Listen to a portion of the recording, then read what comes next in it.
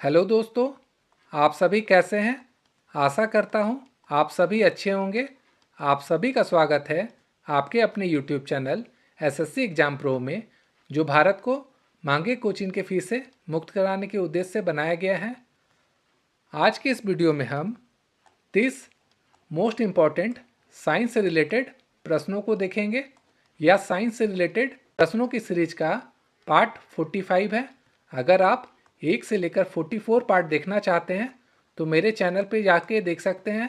आगे का पार्ट अगले वीडियो में आएगा, तो चैनल को लाइक, शेयर और सब्सक्राइब जरूर करें तथा नोटिफिकेशन बिल को भी क्लिक कर दें। तो चलिए शुरू करते हैं आज का पहला प्रश्न। तो आज का पहला प्रश्न है, निम्नलिखित में से कौन वैकल्पिक ऊर्जा का सबसे बड़ा भंडार है? सौर ऊर्जा, ज्वारीय ऊर्जा, परमाणु ऊर्जा या फिर भू ऊष्मीय ऊर्जा। तो सबसे बड़ा भंडार हमारा क्या है? सूर्य है। और सूर्य से क्या निकलता है? सौर ऊर्जा। तो इसका आंसर हो जाएगा ऑप्शन नंबर ए, सौर ऊर्जा। दूसरा प्रश्न है, HIV द्वारा होने वाला रोग है क्षय रोग, अंतराशुद्ध रोग, कैंसर या फिर एड्स। तो जो HIV से होता है वो होता है एड्स, ऑप्शन नंबर डी। तीसरा प्रश्न है, रेडियोधर्मी पदार्थ उत्सर्जित करता है अल्फा किरणें, बीटा किरणें, गामा किरणें या फिर उपरोक्त सभी। तो जो रेडियोधर्मी पदार्थ होते हैं वो अल्फा, बीटा और गामा तीनों उत्सर्जित करते हैं। तो इसका आंसर हो जाएगा ऑप्शन नंबर डी, उपरोक्त सभी।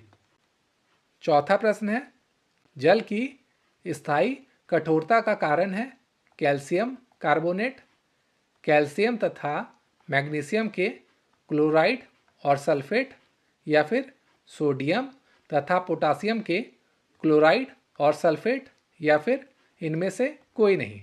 तो इसका आंसर होगा ऑप्शन नंबर बी, कैल्शियम तथा मैग्नीशियम के क्लोराइड और सल्फेट।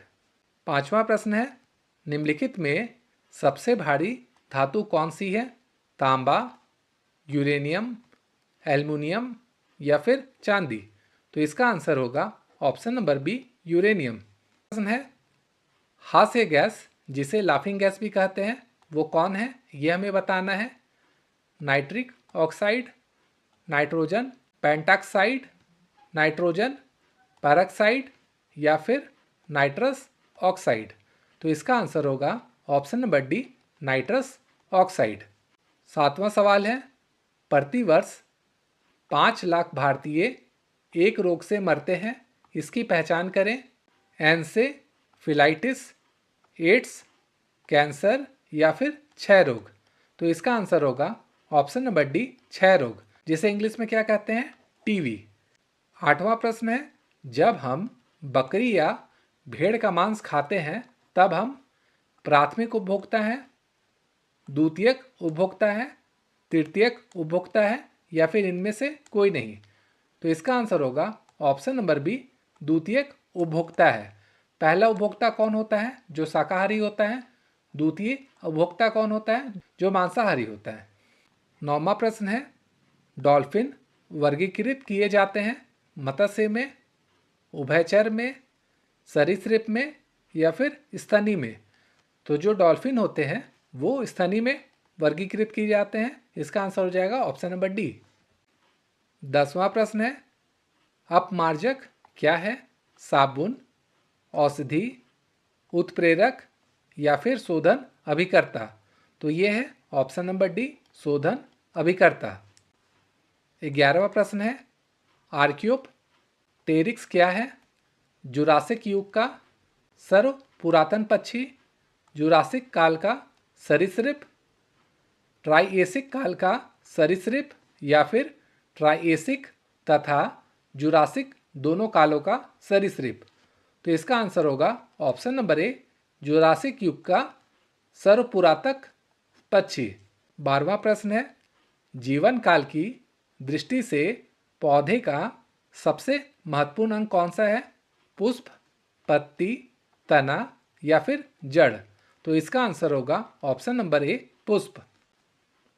13वां प्रश्न है, किस वनस्पति खाद में अधिकतम प्रोटीन होता है? चना, मटर, सोयाबीन या फिर अरहर? तो इसका आंसर होगा ऑप्शन नंबर सी, सोयाबीन। 14वां प्रश्न है, सबसे लंबा जीवित वृक्ष है?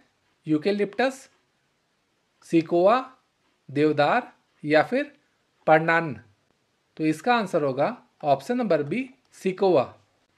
15वां प्रश्न है, वर्तमान प्रमाण के अनुसार पृथ्वी पर जीव का उद्गम 2 लाख वर्ष पूर्व हुआ था। इस युग में प्रोटोजोआ, शैवाल और विषाणु था।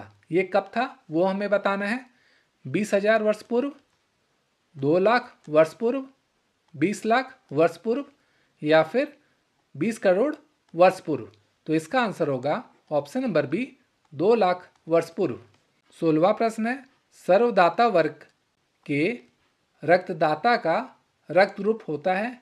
ए, ए बी, ओ या फिर बी? तो जो सबको ब्लड दे सकता है वो होता है ऑप्शन नंबर सी, ओ। 17वां प्रश्न है, एस्पिरिन है प्रतिजैविक, एंटी पायरेटिक, शामक या फिर इनमें से कोई नहीं? तो इसका आंसर होगा option number B, antipyretic. 18वां प्रश्न है, एक समान शुष्क सेल में विद्युत अपघटक होता है? जस्ता, सल्फ्यूरिक अम्ल, अमोनियम क्लोराइड या फिर मैग्नीज डाइऑक्साइड? तो इसका आंसर होगा ऑप्शन नंबर बी, सल्फ्यूरिक अम्ल। 19वां प्रश्न है, डायनमो क्या काम करता है ये हमें बताना है। वैद्युत ऊर्जा को गतिज ऊर्जा में बदलता है, यांत्रिक ऊर्जा को वैद्युत ऊर्जा में परिवर्तित करता है, वैद्युत ऊर्जा को यांत्रिक ऊर्जा में परिवर्तित करता है या फिर आंतरिक ऊर्जा को उत्पन्न करता है? तो इसका आंसर होगा ऑप्शन नंबर बी, यांत्रिक ऊर्जा को वैद्युत ऊर्जा में परिवर्तित करता है। 20वां प्रश्न है, आकाश नीला लगता है क्योंकि सूर्य के रंग में नीला रंग और रंगों से अधिक है, या फिर लघु तरंग दीर्घ तरंग की अपेक्षा वायुमंडल द्वारा अधिक प्रकीर्णन होती है, या फिर नीला रंग नेत्र को अधिक सुहाना लगता है? यहाँ पे छूटा हुआ है, ये आप देख लीजिएगा। या फिर वायुमंडल दीर्घ तरंग दैर्घ्य को लघु तरंग दैर्घ्य की अपेक्षा अधिक अवशोषित करता है? तो इसका आंसर होगा ऑप्शन नंबर बी, लघु तरंग दैर्घ्य तरंगों की अपेक्षा वायुमंडल द्वारा अधिक परिकर्णन होता है।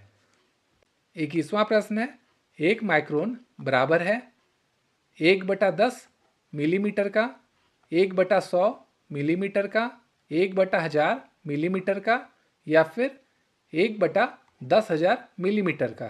तो इसका आंसर होगा ऑप्शन नंबर सी, 1/1000 मिलीमीटर का। 22वां प्रश्न है, अति चालकता का लक्षण है उच्च पारगम्यता, निम्न पारगम्यता, शून्य पारगम्यता या फिर अनंत पारगम्यता? तो इसका आंसर होगा ऑप्शन नंबर ए, उच्च पारगम्यता। 23वां प्रश्न है, सूर्य की किरणों में कितने रंग होते हैं? 5, 6, 7 या फिर 8?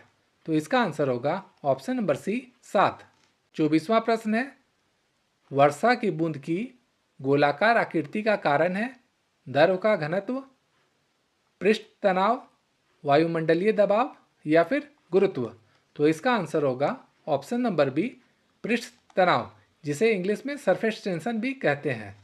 25वां प्रश्न है, कमरे में रखा रेफ्रिजरेटर का दरवाज़ा खोलकर क्या हम कर सकते हैं वो हमें बताना है।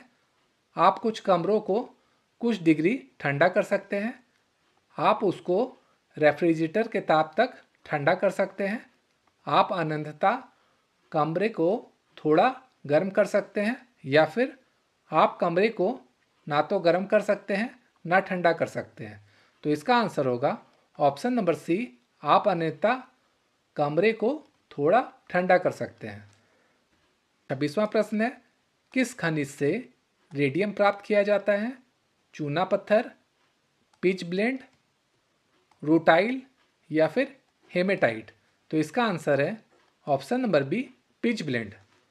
27वां प्रश्न है, परमाणु बम का सिद्धांत आधारित है नाभिकीय संलयन पर, नाभिकीय विखंडन पर ए तथा बी दोनों पर या फिर इनमें से कोई नहीं।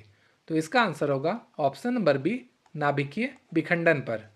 28वां प्रश्न है, प्लास्टर ऑफ पेरिस का सूत्र है CaSO4 CaSO4 into H2O, CaSO4 into H2O या फिर CaSO4 इंटू 2H2O।